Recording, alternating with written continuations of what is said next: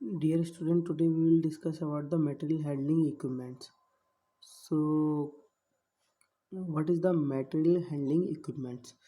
Basically, conveyor and elevator, two type instrument used for material handling.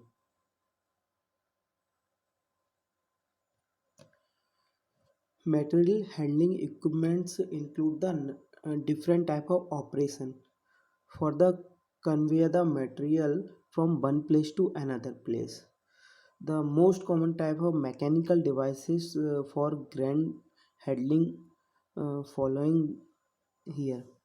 Uh, these devices basically ये devices basically the material को या grains को for agriculture purpose एक place से दूसरे place में पहुंचाने के लिए यूज किए जाते हैं for the conveyor use for the one place to another place means the उसके नियर बाई प्लेस में एक ही स्थान पर जब हम एक इस प्लेस से दूसरी प्लेस में हम किसी मटेरियल को पहुंचाना होता है तब हम इसका इस्तेमाल करते हैं elevator use for the rise level ऊंचे लेवल पे हमें जब किसी मटेरियल को पहुंचाना है okay so there are different type of instrument first is the bucket conveyor belt conveyor bucket elevator screw conveyor chain conveyor और pneumatic conveyor so first we will discuss about the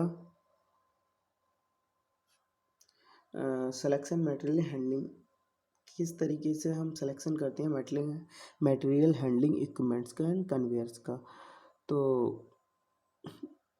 basically उनके characteristics के according हम उन material handling equipments का selection करते हैं तो first हम देखते हैं working climatic condition and capacity of conveying and जो हमारे इंस्ट्रूमेंट्स होते हैं उनकी कैपेसिटी प्रोसेसिंग यूनिट की कैपेसिटी के बराबर होनी चाहिए ऐसा नहीं हो कि आपके जो मेटल हैंडलिंग इक्विपमेंट्स हैं उनकी कन्वेइंग कैपेसिटी उस जो प्रोसेस जितना हमारा मटेरियल हो रहा है एक प्लेस से जो हम दूसरे प्लेस पे पहुंचाते हैं अगर वो मटेरियल किसी यूनिट में जा रहा है जैसे कि हम एग्जांपल लेते हैं हमारा वीट है वीट के लिए जब हम अगर किसी इंस्ट्रूमेंट के थ्रू एक जगह हमारा एक टैंक में भरा हुआ है वहाँ से हमें एक उसके फ्लोर मिल तक पहुँचाना है तो जो फ्लोर मिल की कैपेसिटी है पर आवर जितना वो उसको फ्लोर मिल की कैपेसिटी है उस दोनों को इक्वल होनी चाहिए ये सब चीज़ें हमें ध्यान में रखनी चाहिए मटेरियल सिलेक्शन करने से इक्विपमेंट का सिलेक्शन करने से पहले तो फर्स्ट वी विल डिस्कस हम सबसे पहले करेंगे बेल्ट कन्वेयर्स क्या होते हैं बेल्ट कन्वेयर्स या उनके प्रिंसिपल्स किस तरीके से वो किस प्रिंसिपल पर वर्क करते हैं ओके इस हम फिगर में देख सकते हैं इजीली कि जो बेल्ट कन्वेयर है ये एक पुली है ये जो राउंड शेप में दिख रहा है ये आपको इसमें दिख रहा होगा एक बेल्ट है उसके ऊपर छोटे छोटे से आपके क्रॉस सेक्शन बने हुए हैं ये 45 डिग्री का this the 45 degree and 35 degree and 20 degree okay so यहाँ पे ये पुली है पुली जब रोटेट होती है बेसिकली ये जो बेल्ट कन्वेयर्स होते हैं ये दो एंडलेस पुली के बीच में बेसिकली फिट होते हैं बेल्ट इसमें एक बेल्ट होती है जो एंडलेस पुली के बीच में फिट होती है और जो पुली है वो ड्राइविंग मोटर से कनेक्ट होती है और जब मोटर रोटेट करती है तो पुली रोटेट करती है उसके ऊपर जो बेल्ट होती है वो भी रोटेट करती है बेल्ट के ऊपर हम कोई मटेरियल प्लेस करते हैं जो कि जब बेल्ट रोटेट होगी तो उसकी फर्स्ट स्टार्टिंग प्लेस से जब वो जाएगी तो जो एंड प्लेस है जहाँ पे बेल्ट डाउन हो रही है वहाँ पे मटेरियल डिस्प्लेस हो जाएगा वहाँ पे तो जो बेसिकली ये जो बेल्ट कन्वेयर्स हैं टू पुलीज के बीच होते हैं असेंबल होते हैं तो ये पुली है इसको आप देख सकते हैं ये that is the pulley and ये जो बेल्ट है इसको कन्वेयर से कनेक्ट है ओके तो हम फिर आगे देखेंगे इसके किस तरीके से काम करता है। तो बेसिकली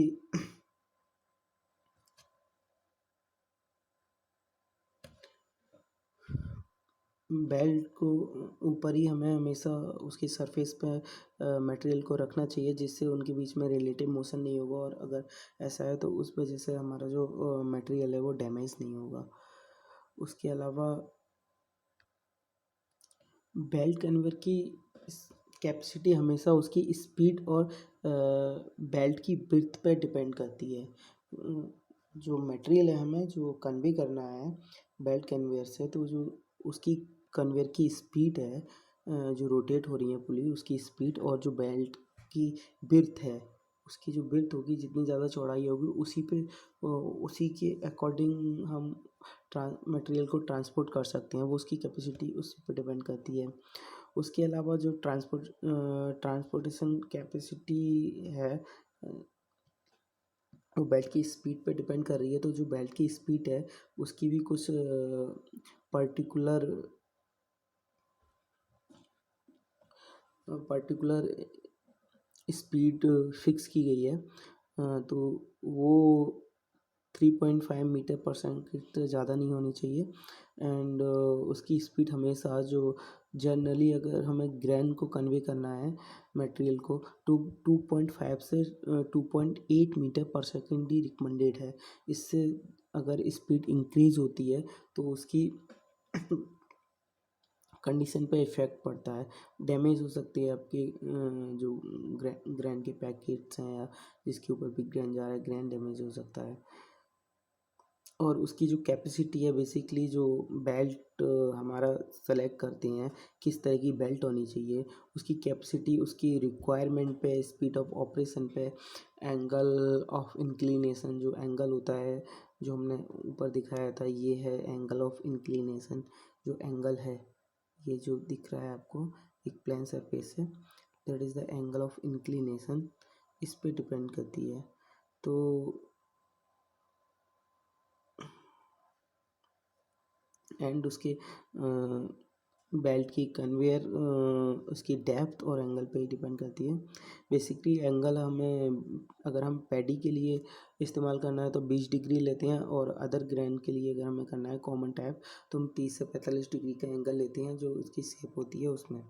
ठीक है, नेक्स्ट आता है बकेट कन्वेयर। बकेट कन्वेयर भी जो प्रिंसिपल है ये एलिवेटर है एक तरीके से, जो ग्रेन्स को एक प्लेस से दूसरी प्लेस पे पहुंचाता है। मतलब आपका अगर ग्रेन्स लोअर सरफेस पे है तो उसको अपर सरफेस पे पहुंचाने के लिए बकेट एलिवेटर का इस्तेमाल करते हैं। हम इस फिगर में देख सकते हैं इजीली किस तरीके का होता है बकेट एलिवर।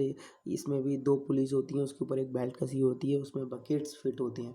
तो वो बकेट्स क्या करते हैं, ग्रेन्स वो कंटिन्यू रोटेट करते हैं, और नीचे जो ग्रेन होता है उस बकेट में फिलअप हो जाता है। जब बकेट ऊपर जाती है तो वो ग्रेन ऊपर जाकर रोटेट होती है, तो फिर डाउन जहाँ पे डंप करना होता है वहाँ पे डिस्प्लेस हो जाता है। ये आप जो स्केच फिगर है इसमें देख रहे हैं, इजीली नीचे एक कंटेनर लगा हुआ है, तो वहाँ से कंटिन्यूस बकेट ये कंटिन्यूस चलते रहते हैं बेसिकली। तो हम देखेंगे जो ये बकेट एलिवेटर होते हैं ये बेसिकली इनकी कैपेसिटी होती है 50 मीटर तक की रेंज में काम करते हैं। हमें जो मटेरियल हमारा 50 मीटर तक लिफ्ट कर सकते हैं, उठा सकते हैं। और इनकी जो कैरिंग कैपेसिटी होती है वो 2 टन पर आवर से लेके 1000 टन पर आवर तक हो सकती है। वो उसकी कैपेसिटी उनके टाइप पे डिपेंड करती है। इसको डिफरेंट है बेसिकली दो ब्रॉड टाइप से क्लासिफिकेशन कर सकते हैं। First is the space bucket elevator, second is the continuous bucket elevator. Space bucket elevator वो होते हैं जो जिसमें बीच बीच में स्पेस होता है, फिर बकेट लगे होते हैं। ये हम देख सकते हैं, ये स्पेस है फिर बकेट लगे हैं। कंटिन्यूस बकेट एलिवेटर होते हैं जिनमें कंटिन्यूसली बकेट लगे होते हैं और विदाउट स्पेस। जो हमारा मटेरियल है इसमें एक दिख रहे हैं आपको कंटिन्यू और मटेरियल जा रहा है, और एक तरह के बकेट है इसमें हम देख रहे हैं स्पेस है थोड़ा सा। ओके, तो जो स्पेस बकेट एलिवेटर है फर्दर उनको 4 क्लास में डिवाइड करते हैं। Centrifugal discharge elevator, positive discharge elevator, marine leg elevator and high speed elevator. तो जो कंटिन्यूअस बकेट, उसके अलावा कंटिन्यूअस बकेट एलिवेटर को भी हम दो टाइप में क्लासिफाइड कर सकते हैं, super capacity bucket elevator and internal discharge bucket elevator. तो जो बकेट एलिवेटर है बहुत ज़्यादा एफिशिएंट डिवाइस है फॉर वर्टिकल कन्वीनियंस के लिए। जो हमें एक प्लेस से जब हमें किसी ऊंचाई पे लिफ्ट करना होता है मटेरियल, तो मैक्सिमम टाइम बकेट एलिवेटर का इस्तेमाल करते हैं क्योंकि इनकी एफिशिएंसी बहुत अच्छी होती है।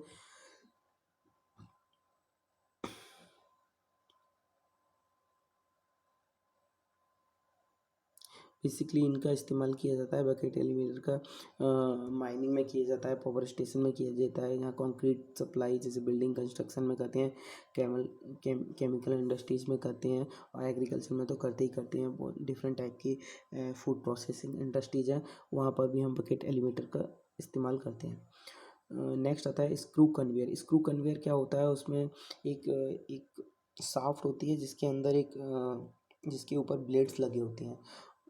तो वो स्क्रू टाइप के ब्लेड्स होते हैं, जब वो रोटेट होते हैं तो एक तरफ जब इनलेट से मटेरियल डालते हैं उसको एक पाइप से कवर कर देते हैं, और जो शाफ्ट होती है वो मोटर से कनेक्ट रहती है। जब वो आप इसमें फिगर में देखेंगे कि एक ये शाफ्ट है, इसके ऊपर ब्लेड लगे हुए हैं स्मॉल टाइप की, और ये एक लंबी लंबी शाफ्ट है। तो एक तरफ से हम इसमें मटेरियल डालते हैं, जब ये रोटेट होती है तो मटेरियल आगे बढ़ता है कंटिन्यूस। यहाँ पे देखेंगे मटेरियल इनलेट है और मटेरियल आउटलेट, तो इनलेट से मटेरियल डालेंगे और ये कंटिन्यू जब शाफ्ट रोटेट होगी, मोटर से कनेक्ट है, उसमें कपलिंग के थ्रू कपलिंग कनेक्टर का काम करती है, कनेक्ट कर देते हैं और रोटेट होती है तो ये मटेरियल आगे हो जाता है। जैसे स्क्रू टर्न होता है ना, उसी तरीके से शाफ्ट रोटेट होती है। Okay, basically you type tabular pipe में फिट होती है, और ये बेसिकली ग्रेन हैंडलिंग के लिए यूज आती है। कोई ग्रेन, किसी भी ग्रेन को हमें एक प्लेस से कन्वे करना है, जैसे पाइप के थ्रू, जैसे हमें आप इसी का एग्जांपल ले सकते हैं। एक कोई ग्रेन है, जैसे वीट है, कोई भी और ग्रेन है, और हमें एक प्लेस से दूसरे प्लेस पहुंचाना है, ठीक है। तो उसमें हमें एक इनलेट से ग्रेन को एंटर कराएंगे और आउटलेट से वो जब शाफ्ट रोटेट होगी तो वो आगे बढ़ता रहेगा धीमे धीमे, और जहाँ पे उसको ड्रॉप होना है वहाँ पे ड्रॉप हो जाएगा। तो नेक्स्ट, बेसिकली इसके लिए बहुत हाई पावर की रिक्वायर्ड होती है।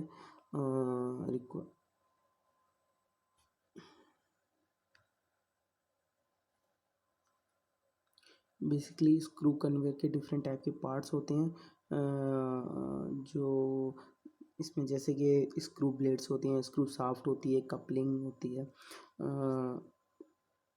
उसका आउटर कवर होता है, इनलेट आउटलेट गियर्स होते हैं, बैरिंग्स होते हैं, ड्राइविंग मैकेनिज्म होता है। ये सब असेंबल होके हमारा एक स्क्रू कन्वेयर बनता है, जिसमें मेन उसके दो कंपोनेंट हैं, स्क्रू ब्लेड्स एंड शाफ्ट्स। तो नेक्स्ट आते हैं हम पैन्यूमेटिक कन्वेयर पे। क्या होता है पैन्यूमेट्रिक कन्वेयर? तो पैन्यूमेट्रिक कन्वेयर